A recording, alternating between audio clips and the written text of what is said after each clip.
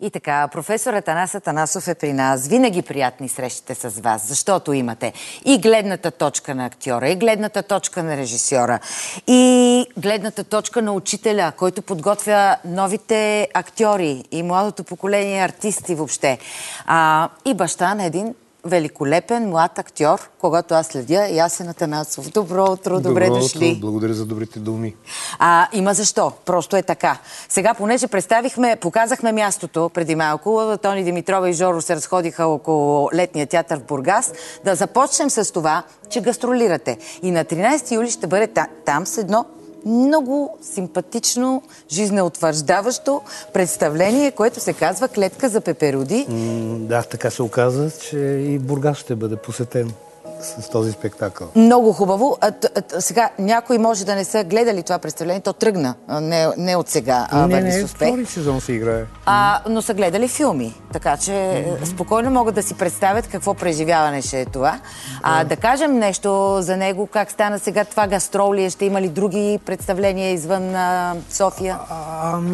Да, представлението пътува доста. В България, в София идвало няколко пъти.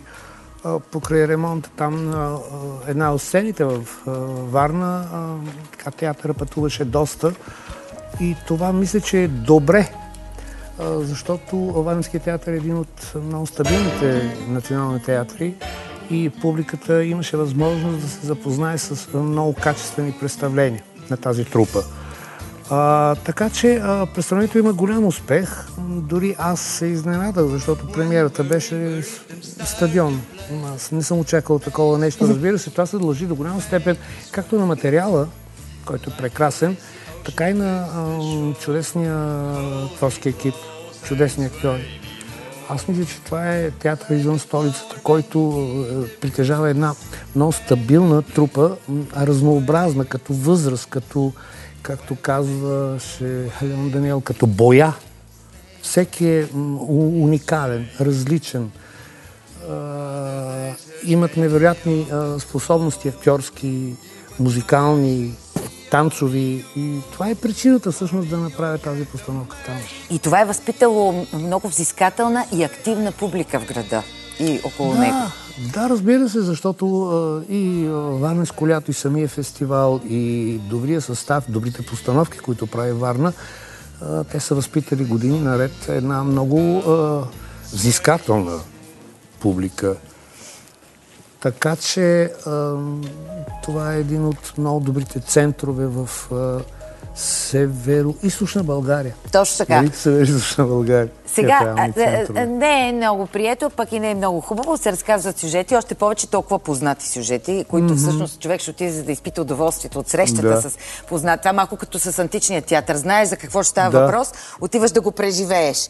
И в случая въпросът е, че темата, която е общо взето цивилизационния сблъсък между едно традиционно семейство и едно нетрадиционно модерно семейство, чрез срещата им, изблъсък им, чрез едно дете, чрез поколението, което следва.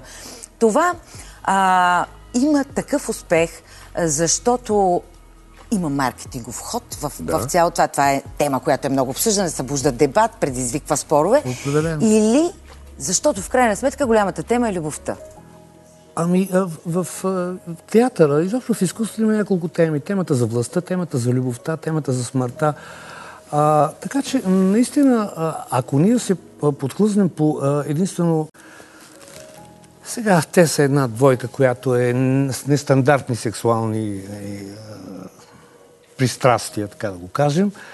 Отиваме в, както казват пак големите режисьори, в долнището. Да. Ние се опитваме да направим едно представление, което наистина става въпрос за любов. И двамата, всеки обича това дете. Въпросът е, че то трябва да направи някакъв избор. И в крайна сметка този избор, който всеки един от тях прави, то обслужва целият екип. Всички всъщност отдават Че любовта спасява и това семейство, и другото семейство, консервативното, където пък бащата е политическа фигура, която би могла да бъде злепоставена от този... Да, да бъде политически некоректно в случая. Да, политически некоректно. Така че с едно, бих казал, много позитивно отношение сме работили. И не сме се стремили към долницата, а към едно много добро, как да кажа, обективно отношение към любовта като чувство, което е независимо между какви хора е, как се случва. В името на нечие щастие. Въпросът е, че всеки един от нас трябва да бъде щастлив по някакъв начин. И трябва да работим за това. Големите теми в театъра и в изкуството присъстват във всяко голямо произведение. То не може да бъде голямо, без да се занимава с голямото, така или иначе. Но се питам, има ли някаква цикличност? Има ли нещо, което, примерно, така мирише, витае във въздуха и става важно да се постави? Извън този спектакъл излизам. А кое ви е тема на вас сега? Това ми е мисълта.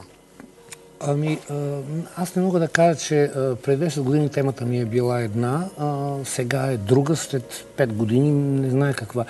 Аз правя постановки, в които от актьорска гледна точка, аз не съм режисьор. Аз опитвам опита, който съм натрупал в работата си с наистина с едни от най-големите режисьори в България и процесите, които съм имал с тях, и се опитвам да изиграя чрез тези спектакли онези роли, които продължават да ми бъдат любопитни. Независимо мъжки, женски, по-малки, по-големи.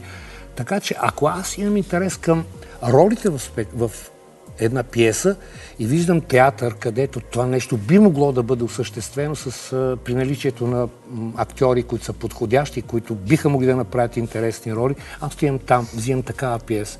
Както впрочем сега в Габрово предстои през септември премиерата на една пиеса на Гал Серан «Канкун». Прекрасна пиеса. Там има актьори, такива, добри актьори, които могат да направят това нещо. Така че темата по-скоро определя моята чувствителност и желанието ми по време на работата аз да се забавлявам. Театър за мен трябва да бъде забава и по отношение и когато работим, и съответно това да прескача рампата. Публиката трябва да отива на театър като за празник. Мрачните картини в театъра някакси не са мои, не предизвикат у мен и интерес. Аз мога да прочета пиеста. Разбира се, че не съм играл в такива спектакли, където има много по-сложни проблеми, но струва ми се, че особено в днешно време, а това може би е тема, в днешно време човек има нужда да поеме свеж въздух. И аз мисля, че изкуството и в частност театъра е като че ли едно от малкото места, където човек може да поеме въздух, спокойно да се усмихне и да не мисли за всички уния проблеми, които ни съпътват в социума и въобще в света. То ние не можем вече да сме изолирани от света. Той също ни влияе.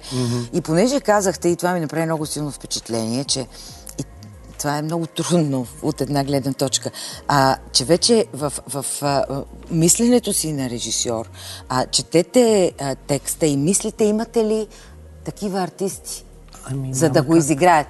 Вие ги създавате също така, тези артисти. Нали, те, разбира се, част от тях не са стигнали още в театъра. Да. И какво е новото в новото поколение артисти? Защото ние обикновено, нали, щастието е в минало време и обичаме и себе си, и младостта си, обичаме артистите, с които сме израснали, актьорите, които са стояли на сцената. После правим сравнение и казваме, след което обаче тези хора растат, те стават кумири на други поколения. Как ги създавате? С каква опция? Как ги създавам? Аз първо много лесно ги създавам. Лесно, защото то зависи от тях. Аз опитвам да ги напъствам, аз опитвам да им покажа какво те съдържат в себе си.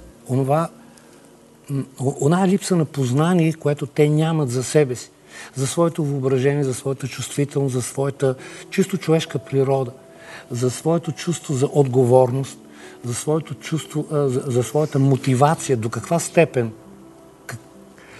И ако аз успея да ги накарам да вникнат повече в себе си, да повярват повече на себе си, мисля, че това е първата и според мен най-важна стъпка. Да добият самоувереност. Няма не мога. Опитай. Това е, както мен по време на кандидат-студентски изпит не ме интересува кой как ще изпълни базната монолога. Не, аз опитвам да ги наблюдавам повече и да разбера, що за хора са. Аз имам един последен въпрос, защото се казва, че времето ни напредва. Обаче, понеже постоянно говорим колко са нефункционално, неграмотни, не могат да прочитат Вазов, не могат възрожденците, трябва да им го преведем, да им сложим там коя дума какво значи. И се питам, ами тогава какво става с класическите произведения?